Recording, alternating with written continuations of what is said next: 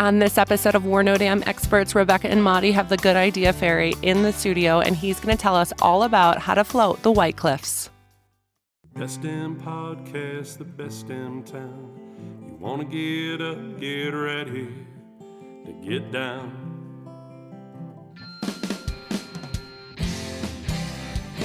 With its big white sky and the wild river Thames.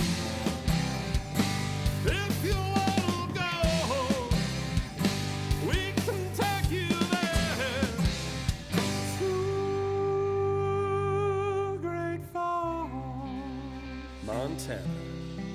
Welcome to the greatest damn town in Montana, Great Falls. I'm Rebecca Ingham. And I'm Maricela Hazard. And we're No Damn Experts. Today in the podcast studio, we have the original Idea Fairy. The original Good Idea Fairy. Here we go. Or maybe we shouldn't put good on that because I get frustrated. Sometimes it's just an Idea Fairy. Because I don't want to do the work. Yes. Yeah, she is, Maudie is usually the brunt of every idea that this person comes up with. And the owner of the place where we had Maudie be the sponsored athlete in a rock climbing competition. I couldn't squeeze toothpaste for 4 days. She did it wrong. You know, other athletes didn't have that issue. And someone who regularly floats the White Cliffs of the Missouri, which is one of my bucket list things that I've not done. So, in the studio today with us, Brian Thompson from Highline Climbing. Hi, happy to be here. He did it. Brian, we say that lovingly, that you're the Idea Fairy. It's not good because sometimes I'm busy and you're like, you know what we should do? We should record fire crackling because my family has, we don't have a fireplace, and during the holidays, we look this up. You should do this for Great Falls. And I'm like, that's an awesome idea. I have to get the content, though. And then I'm asking Dwayne Vashai, the interpretive center. And he's like, it's really windy out here. He did a lot of the work, recorded it. Camera fell over. It was so windy. But we have it. Yeah. I still haven't seen it, actually. I know Well, you told me about it, but I forgot to look You it know, up. it's not the time of year yet that you're going to search for That's it. right. So. It was available during the holidays. And then we used Joel Corda, the original music mastermind for the podcast and, you know, other projects in Great Falls. We used his song overplaying by the fire, too. So if you didn't want to listen to the crackling and the wind whip your cheek, it was Joel. Well, next December, I'll There be you sure go. to look that up. I'll reshare it. Obviously, I'm not going to redo it. But Brian, I think we should do a new one every year. No, you can do a new one every year. How about that, Brian? I'm going to source this out to the owner of the Highline Climbing Center. So we mentioned that it's in downtown on First Avenue South. It's right between. Is it between or it's before Kellergeist? Because it's a one-way. So it's after O'Hare Motor Inn, Sip and Dip on your way down to Kellergeist and the Celtic Cowboy. Yep. Fairly easy to see. It is, because you have one of the coolest things on the side of your building. Well, two of the coolest things on the side of your building. Right, yeah. I'm not sure what you're referring to. A mural. You have a mural, Oh, and yeah, then we you had have a- the people climbing on the side, a picture of the people Yeah. climbing. Yeah, that was NeighborWorks Great Falls came up with the idea for the mural and asked us if we'd be a part of it, which, of course. I mean, why not? And so they painted a gigantic meadowlark on the side of our building, and it looks really cool. Which is the state bird, for those of you who did not know. We have a state bird. That was me. I didn't know. We are redoing our visitor guide, and the Meadowlark is now included on a map of where you can find the murals in downtown area. But what also is in the visitor guide is the Chinese wall, one of the 7 natural figures you can see from space. Yep. We have it's from Kelly Aline. Yep. We had Kelly in. She used to be a firefighter in the Forest Service. And she was stationed up there for a while. Well, she was telling us about the Chinese wall. And then we have these call outs throughout the visitor guide that's like, if you want more information about X, call these people. And so we didn't have enough content to just do like rock climbing in the wild. Yeah. So just randomly in the story about the Chinese wall, we've got a little sticker that has you and Abby climbing. If you want to learn more about rock climbing, go to Highline Climbing and talk to these people. Oh yeah. Because we know nothing. Nothing. And I'm not going to do it. I'm sorry. I saw a Seinfeld episode, and it didn't end up well for one guy. Yeah. Well, it ends up good for some people who It does. rock climb. It does. You know, so I did the route at Highline Climbing Center. Like I said, couldn't use toothpaste after. I know I wasn't supposed to lean out, keep my hips close to the wall. I eventually did the route that the third, well, how old was she? 9? He taught me how to do. It's really fun, and we want our friends to still go there and try it out because they claim they're strong. But I'm like, are those show muscles, or are you going to do something with them? Because Oh yeah, little mini competition. Not a bad idea. it's really difficult. It's not one of those things like. Did you fall off the wall on your back onto one of the pads? No, but I Oh. did. I did not know how to get down. You got stuck up there. It's not that tall of a wall. Yeah. You had great focus though. I mean, you were focused on the end goal. So There was other people there, and they're like jumping up on the wall. The spider Yeah. monkey jumps. Yeah. The Brian, one of them. There was another gentleman there. Is like, thank goodness I have TRICARE because you mean you're not really gonna get hurt. The people that aren't paying attention and walking below you when you backflop onto it Yeah. could, but you know it's a lot of fun. yeah, it's actually pretty safe too. I mean, there was a study out of Germany that showed that rock climbing has fewer injuries than ping pong. So, Oh, I can see that. and it's certain types of rock climbing, indoor climbing in particular. But yeah, it's actually fairly safe. But it feels dangerous, which is part of the fun. Yeah. So what is the big difference between indoor climbing and actually climbing a rock? Because you do both. Yeah, there's quite a few differences. Indoor, you kind of know where you're going. Like you can always see where the end goal is and each hold along the way. The safety apparatuses are actually obviously a lot better indoors than outdoor. You don't have to worry about stuff falling off the cliff and hitting you on the head and stuff, you know. Minor issue. Minor issues, yeah. That could be a feature added. Yeah, oh yeah, we could add that. Just add a little shelf, and Rebecca and I will sit up there and Drop Throw stuff. stuff on it, yeah. That would be pretty fun. entertaining, yeah. So yeah, it's obviously a lot safer. Physically though, it's very similar. In general, indoors we try to make at least our type of climbing a little harder, so it's more entertaining. So it stays entertaining for a long time. But yeah, I don't know, indoors just another fun way to climb. It's not like there's one better or worse. when you're outdoors, do you map out in your head where you're going though? Like you should know where your next.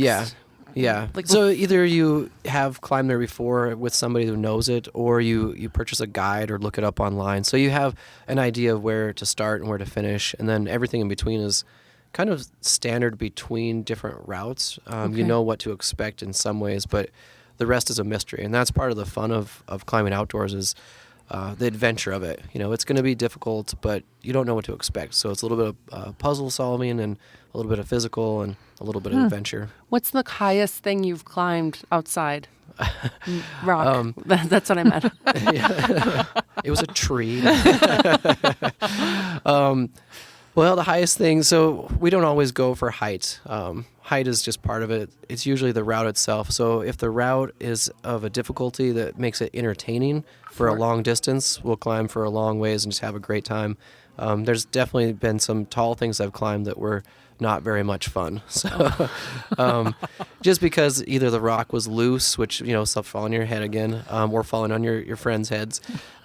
Those kind of things make it really stressful instead of just really enjoyable. Have you taken anyone out with you rock climbing that is an amateur or was their first time? Oh, yeah, all the time. Yeah, it's actually one of my favorite things to do. Did you try to kill them? We had They always feel like you are, but, you know. we had a guest on, Roland, who went kayaking in the sluice boxes, and his friends are seasoned spring runoff. You know, They did Yeah. spring runoff starting at Logan Creek. Yeah. And the story he tells is amazing. Listeners, if you haven't heard it, it is a pretty fun episode. And then again, Roland tells a tale of about a gentleman and his pet that he met that may or may not be true. It's a lion. He saw a lion, a real, not like a mountain lion. No, Like an African lion. Oh, wow. I know. Do you believe him? stranger things could happen, right? I know. So what I'm saying is, are you the same people that Roland went out with? Are you that same type of person where you're like, coming out rock climbing with me, it's going to be easy? Yeah, Good no. fun. You know, when I was in my 20s, you know, college age and stuff, yeah, we did that stuff to our friends all the time. You know, they would climb up and they'd get scared or something. They'd want to be let down, and we just wouldn't let them down until they tried to go to the top. So, yeah, we were kind of jerks about that stuff. But now that you've aged and matured, yeah, now I'm not he's so aged, much. not yeah. matured, though. I realize, like, if you want people to continue to come out climbing, you have to be nice to them. You have to let them down. Yeah. hey, there's a life lesson. If you want people to continue to hang out with you, Yeah. be nice to them. So maybe I'll just hint on a recent post that you had on social media. She's not here with us, but Abby Thompson, your wife, Right. she's a rock climber too, Yes. one of the owners. Mm-hmm. And you guys climb together. Yeah, all the time. So how did you guys meet? Did you meet on the rocks climbing and your paths intercrossed and like? No. Oh, that would be romantic, wouldn't Just No. say yes. Actually, the first time, it's funnier than that. First time we met was in the dorms in Bozeman, Montana, and I don't remember her. She doesn't remember me. So we met there. There was a picture of us together in this group, and I don't even know why I was in that group photo. But I think it was a year later we actually ended up meeting again, and then just hit it off. But no, it wasn't like a storybook thing. Well, that's hilarious. Perfect. There's people that get married and they look at their childhood memory albums. Mm-hmm. And this one woman who was taking a picture at a beach, the kid playing behind her is her future husband. Yeah. Like you said, stranger things have happened. Yeah. That is so true. Could have been a line in there somewhere. So you and Abby are rock climbing fanatics. Are you competitive with each other? Who's better? No, we're not competitive. I always like to say my wife has a strong sense of self-preservation. So she's a very good climber. She tries to keep her risk level low though while she's climbing. So she always makes sure she can do everything before she goes up. Oh, Okay. I don't try to push her too much, but she is one of the few people I will kind of hackle a little bit on the Okay. wall, All just right. because I know she's better than she. I have a false sense of confidence about a lot of things. I'm like, I could definitely do this. And then halfway through, I'm like, you can't, but you said you would. So just keep trying. keep 'cause going.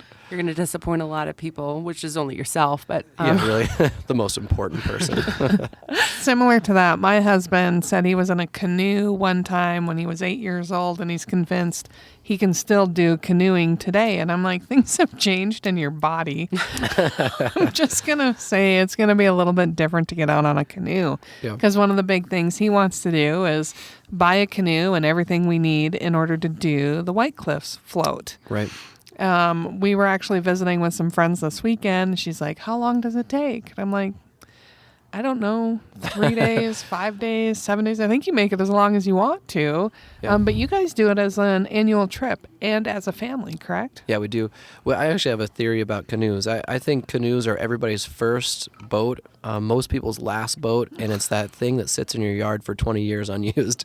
And I do love canoes. I love getting in them, but we actually raft the White Cliffs. Okay. We bought a raft 3 or 4 years ago, and we just go out, probably 5 or 6 times a year doing trips on that. And we've done all the rivers around Great Falls locally, from the Dearborn to Missouri. so let's pretend that someone hasn't been on a raft on a river and they Right. only are flooded with the Instagram Pretties. pretty rafts that are unicorns or a rainbow or a mock golf cart.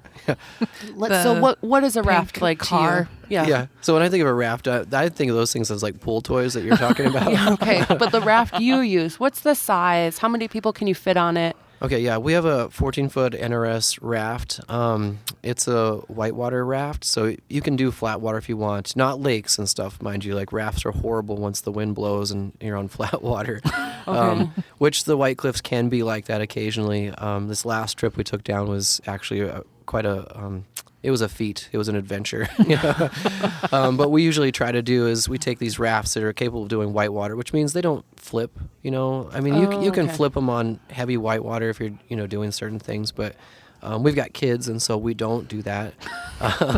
You don't hackle the kids. That's there's- advised Come on, not to put do your that. helmets on. Paddle! We're going in.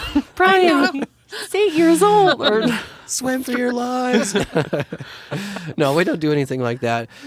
So we always try to plan our trip on the White Cliffs for when the water is flowing the fastest, and that way we get that extra push because the rafts are slow. If you're on a canoe, like, if you were to get a canoe, there's places in town you can rent them for the White Cliffs. I'm still just waiting for someone to deliver a canoe to this parking lot that they're not using because everyone tells me. Jolene and Matt's have them. Yeah, they're not delivering them to my parking lot yet. And Tell no Rob. questions asked. I'll know what it's for. I'll load it up Yeah. and take it home. Well, that's the other thing, too. Like, everybody has canoes they aren't using, so, I mean, you'd totally get one. Our friends got one for free. These folks bought it, like, 3 years ago, never used it, and just gave it to them, so. I need those people. In my life.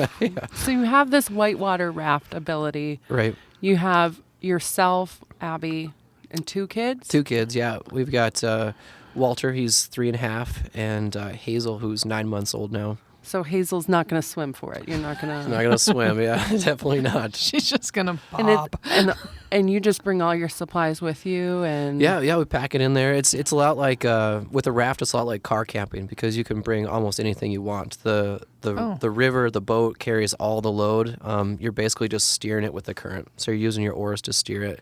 And if you've seen them before, they're in pictures. It's the type where there's 2 long oars that stick out. It's not everybody with a paddle. So there's one person steering, driving the boat, and everybody else is kind of just pleasure cruising, taking in the views. are you the one with the oar?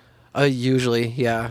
I like it. It's the working part of it. So if it's a committing stream, like the Dearborns are really fun float on a raft because it's got lots of turns. Okay. It's not whitewater, but you have to constantly be maneuvering the raft, otherwise you'll end up on the bank and just kind of bouncing down the stream. So, You said it's 14 feet long. How wide is it?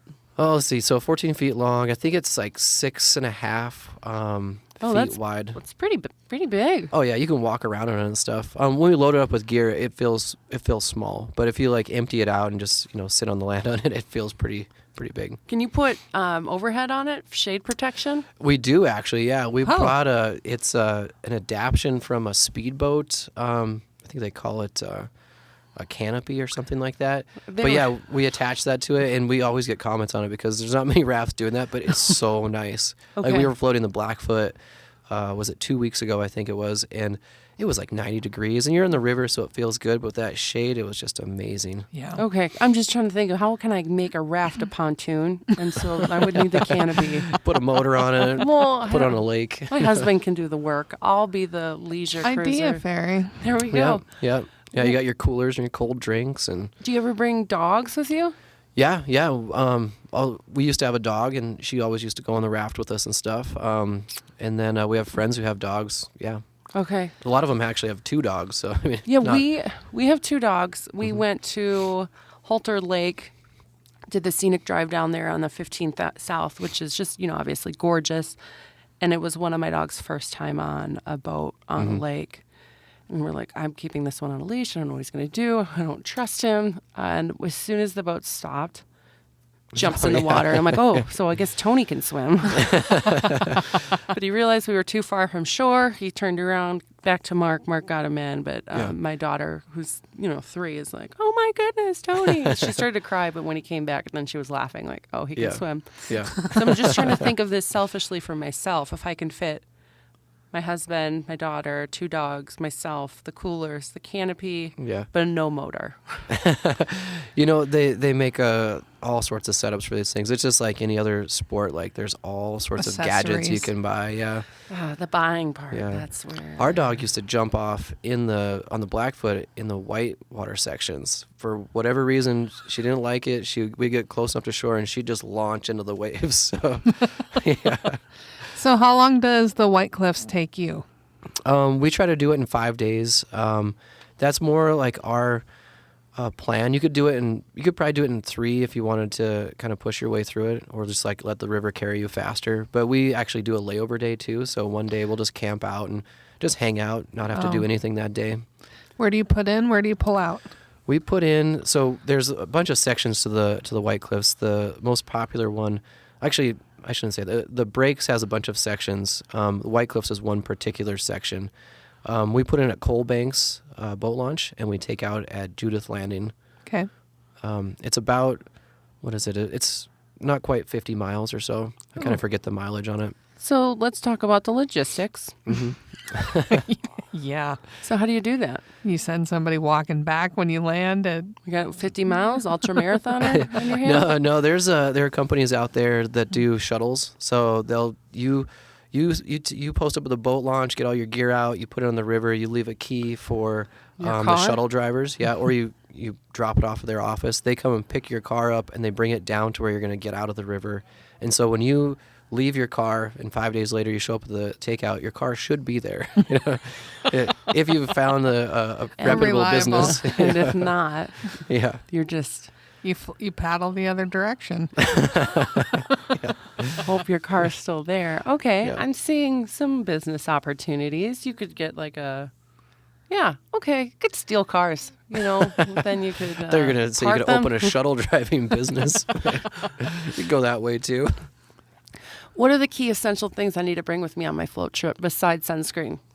Lots Well, of sunscreen. Yeah, lots of sunscreen. Bug spray. This is Montana, so we bring layers of stuff. You've got, we'll start off in our swimsuits, and then you have like a layer of warm clothes over the top of that, usually like long underwear, Yep. And, depending on what the weather gives you, raincoats are almost essential because they act as a windbreaker as well. And if you have any light layers of clothes underneath your windbreaker, it's like you're just super toasty. So, yeah, just be prepared for anything, really. The White Cliffs has thrown a whole bunch of conditions at us, from one day it's 90 degrees and just beautiful blue skies, and the next day it's howling wind and hail and stuff. So it can be pretty variable, but the atmosphere around a river trip is really just light and happy. Like this last trip we had, I think it was a storm that started around Great Falls and ended up heading west towards Lewistown, and it started dropping like golf ball size hail and damaging homes and cars and stuff. And we caught the front end of that, and it was like trying to push the tents down and stuff. But people were still outside just hunkering behind a tree, drinking cocktails and just watching the storm roll through. And it wasn't bad at all. Like people were like, holy cow, you guys were out there. Are you okay? And we're like, I didn't really notice that much. Probably because of cocktails. But people, Exactly. Yeah, if that's a big part of it. there's a storm, don't go near the tree. Just go learn True, something I true. learned when I was 10. Lay in a low Yeah. ditch. There aren't a lot of trees, so ironically, all of our campsites are in the trees. So if you're in your tent, you're under a tree most likely. When we do the river, we go down beginning of May for paddlefish season down at the Fred Robinson Bridge. And every time it storms, we get out of the boat and go stand under a tree. So You know what? if I don't come back, I guess now we know why. You're just we rolling need the to hold dice. some. We need to hold some safety training. How to not die in a storm. Yeah, it Don't might worry. be a good podcast episode. Yeah. No, it's going to be common sense. You guys remember when you were 10, your teacher put in the VHS? If the kids nowadays, they I watch grew up in YouTube. eastern Montana. There were no trees. We didn't worry about this at all. You were the tree. But people visit from all over. We're not Yeah. all from eastern Montana. Goodness, guys. Okay. I need the book. So you are going to, let's see, bring pre-packaged food. Are you doing campfires, propane tanks? Yeah, we do. So we don't usually do campfires that much because there's not a lot of wood on the White Cliffs, and we just don't want to take that space up hauling wood down. So You don't want to take wood where you don't get it, by the way. Right. Don't, that's true. part of- Yeah, don't burn it where move you buy it. firewood. Yeah, That's exactly. what Tree said. So we so if we find wood along the river, we'll start a little fire and just Okay. kind of use that for a campfire. Okay. We'll take a video next time. So Please do. yeah. So we usually bring we have a propane burning stove, and so we'll cook stuff. A lot of times we'll pre-cook the meals. Like actually this weekend I'm going on a trip and I'm slow cooking some pork shoulder, so we'll have like pulled pork sandwiches and stuff for dinner. So you can do that. You freeze it, and then that food becomes your ice in your cooler too. So Well, that's a pro tip. there's Wow. a pro tip there. There you go. For the safety precautions, what is the I shouldn't say. What are some questionable activities you have seen on float trips where you're like, you probably shouldn't do that, besides standing under trees? Oh, on any float trip or the White Cliffs in particular? Anyone, but it can be applicable to the White Cliffs. But we're just trying to let people know that are visiting and that want to do this. Some common Yeah. sense things that people to them it's not common sense because they don't know anything about it. Yeah, I think the biggest thing is any body of water is dangerous, and rivers in particular are very dangerous because of the current. So when you get something that's inherently dangerous, and then you get people who are just kind of pleasure cruising and drinking booze, you end up getting some dumb things happen there, like people trying to swim in the water, like swim across. And the Missouri is actually pretty wide by the time you're down there. It's a substantial distance to go across, and sometimes a lot of these are relayed stories because we're going down with people who have kids, and so we're not going pretty hard on our partying and stuff like that. We've still got stuff to do, maybe in the middle of the night. So we don't go too hard with our partying, but a lot of times it's alcohol fueled, Okay. So just be wary of that. The most dangerous things we've possibly seen are people jumping off cliffs into water they think is deep enough and bouncing back up and saying, "Well, not deep enough." So that's a quick way to get injured. But then again, like any kind of cliffs you're scrambling on, as a rock climber, I know, these things can be really dangerous. But on the White Cliffs, this last trip, it was the snakes that were bad. For some reason, it was very, very warm. Usually it's a little bit colder. Water levels were a little bit lower too. So it was like we were going late season. Okay. And there were snakes in every campsite. So that was a little bit unnerving because we had dogs and kids around, and so we were on kind of high alert the whole time looking for rattlesnakes. Did you bring your snake spray? Yeah, snake spray. No. Our family calls them, you got to wear your snake stomping boots. Okay. So we did a hike at Sluice Boxes, and my husband wore his military socks that are fairly high on your leg with his hiking boots, but then he folded them down on top. And I said, you look like an idiot doing that. And he says, I was going to keep the bugs out. And I'm like, yeah, I know. It's a smart safety pro tip, like footwear to do and how to maneuver your socks to add extra layers. But man, I was like, please don't let that be in the pictures. So snake stomping boots and snake spray, because does snake spray exist? I'm just, no. That would bear You spray made work? that up. Okay. Yeah. That's not the first and it won't be the last. Speaking of things you need, we sent you with a camera 2 years ago so that we could get White Cliff photos since... I think I brought that back, Yeah, actually. you did. Last year. Yeah, it was last year. 2020? I didn't work here 2 years ago. Oh, Yeah. it was last year. You did bring it back. We love the photos. Okay, good. And we used them. So if you see pictures of the White Cliffs, it's possibly Brian and Abby's pictures. Right. A lot. The photos that you did on the hike, so probably your layover day, Uh-huh. and like someone's touching the rocks and you're between Oh, yeah. the cliffs. Awesome photo. Like one of our Yeah, favorites. definitely. The light was beautiful. And I'm just going to say it. A lot of what you brought back so we could live vicariously through you looked like you were in a national park in Utah, Yeah. but you weren't. I think, the first year we decided to do the White Cliffs, we had a lot of rafting friends that were like, I don't know, kind of slow water, brown water, the usual kind of disdain for the lower Missouri. But we actually liked it better than most of the floats we had done other places because it felt like you were in the middle of nowhere. If the actuality of it is, like, every campsite you're at, there's a farm up above you on the bluffs, not more than, say, a mile or two away. So you're surrounded by kind of dispersed humanity, right? The real rural wheat farming communities. But you don't see planes. You don't hear cars. It is like a real nature experience. And you ruined it by taking a camera with you. Exactly. And now I'm telling people about it. So Double. there's going to be people that just hate me. Exactly.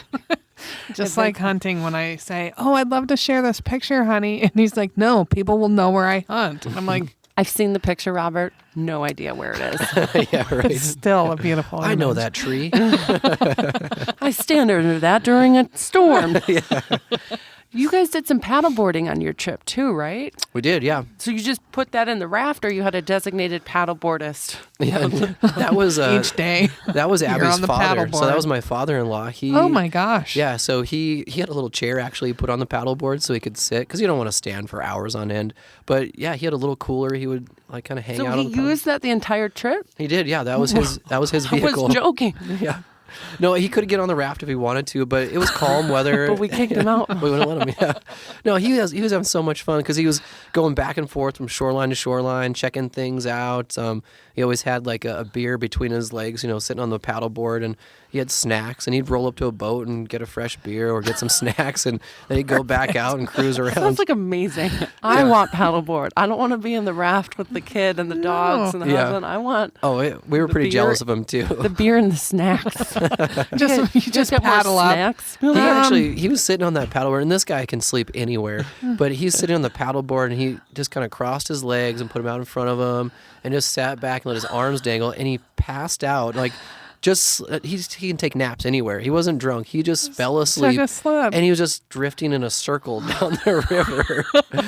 And for a second, they're like, "What is he doing?" And then we realized he had fallen asleep. Taking a nap. Yeah, a little mid-morning nap. Oh, okay. Well, I can't imagine. goals. Yeah. Yeah. I'm just going to say it. If I were to put a chair on a paddleboard and then fall asleep, I would drown. I would fall out the chair, off the paddleboard, into the river. I'm gonna go with Rebecca on this. Yeah, I'm gonna need This is a guarantee for me. If Oh, it's we a thought so, lounge too. chair, Yeah. maybe I don't know. That was just a camp chair. It was a low camp chair. This man is amazing. Maybe that's the get lower to the ground. Let's just get a lounge chair, Yeah. okay? You don't want to be too high up. And then we can, for the cup holders, we can insert the paddle, the oar, and then that way when we fall asleep, it doesn't drop in. I'm ready. Okay. Okay. We're going to see if Maudie can fall asleep in a chair on a paddleboard down the river. We're going to send her out tonight. I mean, I can do that. But will I live or what? Oh, you'll live for sure. If not, it'll make a great podcast. How I died? Thanks, Rebecca. Wow. I'll bring Brian in. He'll be my co-host. Crickets. Okay, guys, if this episode ever airs, I'm going to ask you not to listen to it. Okay. I don't want to implicate myself in anything that might happen later on. She's laughing still. Yeah. It's just giving you that look, like evil look. So we know that you guys go during the summer. You said late season, the water's low, it's warm. So when is it late season typically? I know weather changes but typically when would the best time be to go? Yeah, I think just the watercraft changes. There's a very short season when rafts can go down because if the water's slow and the wind blows even a little bit, the raft just stops. And that actually happened to us the last time down. We usually check the weather really carefully right before, and it might not be something like you could rent a raft and go because you have to be prepared to just not go with rafts. But canoes, kayaks, they can go any season because they are a little more aerodynamic, so they boogie down the river. I think canoes, like one year we had these guys, they were probably in their 60s. They were doing like 25 miles a day. So they do the White Cliffs in 2 days. They could probably do it in a day if they push hard. But with the rafts, you kind of take your time. You're putzing along. This last trip, we had the wind blowing pretty steady upstream for about 3 days. And so the rafts had a hard time. We had to turn the rafts around so we could get more power out of our strokes and just paddle for hours and hours. It was fairly brutal. My arms felt dead by the end of it, and I was totally sick of the trip. Good. I'm glad your arms felt dead and they were tired. Wow. And you were miserable. We really did take a turn for the worse here. I'm really happy that was Well, for I hope you. you fall off a paddleboard. Well, we don't want our guests to fall off a paddleboard, so we're going to list all the tips from Brian, the pro, on our show notes at we'reknowdamnexperts.com. Now, while you're doing the White Cliffs float and you see people jump off the rocks. That never happened on the White Cliffs. Okay. Yeah. Do you do any rock climbing along your float? I would love to. Like, the cliffs look really inviting. Generally, like, with rock climbing, you go to established areas because, and this is true, like, anywhere you go, right? If you're in the forest or something, you see a cliff that looks pretty good. Usually that's pretty dangerous. So we stay away from that. And maybe because I'm involved in rock climbing, I understand more about the dangers as you think about climbing and stuff. So I generally don't do a lot of, like, Alex Honnold, like, free soloing on rotten rock, But there are some cool side hikes on the White Cliffs, like Hole in the Wall is this terrific 1.5 mile hike off the river to this, like, I'm not sure, it's like a sandstone precipice that kind of juts out towards the river and drops off on both sides. So at the top of it, it's no wider than like the 5 feet or so. Oh, wow. Yeah, it's super thin. You can hike all around in there. It's just beautiful kind of things. We started calling the trip this year, we started calling it like the Moab of Montana, because you have these big sandstone bluffs all around you. Yeah. I didn't believe the photos. Like, I'm like, why are we sharing this with our followers, Rebecca? This isn't Montana. Yeah. And it is. But it is. So yeah, it's super beautiful. It's crazy. You'll see bald eagles and deer, and if you float lower down through the breaks country, you'll start seeing like elk and bighorn sheep and stuff. So that's actually on our bucket list for the coming years, is to go the next section down. A little bit lower. Yeah, it's Or upper. yeah. it's lower. Yeah. Okay. Well, if you have any questions about rock climbing, you can see a link to the Highline Climbing Center in our show notes. If not, they're on Instagram, Facebook, everywhere, and they're going to teach you how to do the blue route, which I did, or any other routes. They have a rock climbing wall that's like a treadmill too. So awesome for people that are not fast. challenged enough by the routes that continue to the ceiling. Yeah, your blue route's gone, by the way. Good. I championed it out. So we change the routes every couple of weeks, and that wall's been gone for a while. we're going to need you to do some show me content. I'm not involved. We need a video of you saying, hey, I'm Brian from Highline Climbing Center, and this is how we decide a new route. This is the planning process that goes into That'd be it, fun. the Yeah. trials, and then you put your children on it. Not Hazel. I won't be a mean person like you guys are, but just try that out, and then we can share it with our followers so they know That'd the be behind the awesome. scenes. Okay. and Yeah. the process, because it's not just random, like, oh, we didn't use this hole in a while, let's just drill a blue route here. No, Yep. there's some thought process behind it. If For we- those people that want to do rock climbing outside, where are some good areas closer to Great Falls? The Little Belts has some good stuff. Yeah. There's a popular hike called Memorial Falls, and just near there's some good rock. So same kind of stuff that causes the waterfalls is actually pretty good to climb on. So we actually have a link to that on our website, so you can look Awesome. up local climbing areas there. you have pictures, or I don't know if I mean, we're going to give I you have the some camera. pictures, yeah. Okay, We'll give you the camera again. and we can head out towards Memorial Falls because it's an awesome hike. Even if you don't want to climb it, I love that area, and then you can give them to me, and I will. I will tell people about it. So less work. It's a great idea, but it just creates a lot of work for me. You know so The funny thing is, it's not really work. It's No. like you have to do this adventure that's amazing and fun, and you'll end up with these Yeah. cool pictures of you doing it, but it's, oh, I have to do this. we actually have dozens and dozens of photos, so I'll look through them and stuff. And Send them my way. yeah, we got some good ones of all of our kids trying to climb and stuff Yes. too. Okay. And if you are listening and you have awesome photos of Great Falls and the base camp area, you can hashtag it on Instagram at Best of Base Camp, and we'll make sure that we share it on our feed. Brian, thanks so much for hanging out with us, sharing your stories, telling us all about the fun stuff you do out in the wilderness and at the gym or the center. We've had a blast. Maddie, maybe not as much. I know, I'm like already found out how I'll be remembered. We're going to do an entire memorial episode for you. Just one. There should just be an entire podcast, but whatever. I'll never go paddleboarding. If you have any questions, make sure to email me at visitgreatfalls.org, or you can just pick up your phone and call 406-761-4436.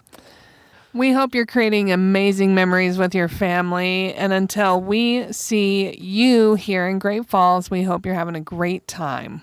Bye-bye. Bye-bye. We're No Dam Experts is the recorded claims from Great Falls, Montana, covering what you need to know about this amazing damn town.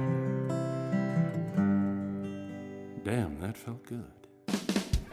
On the next episode of We're No Dam Experts, Rebecca and Madi have the Great Falls Director of Fishing in the studio. This is one you won't want to miss. We're No Dam Experts is produced by Great Falls, Montana Tourism with original music by the best damn musician, Joel Corda.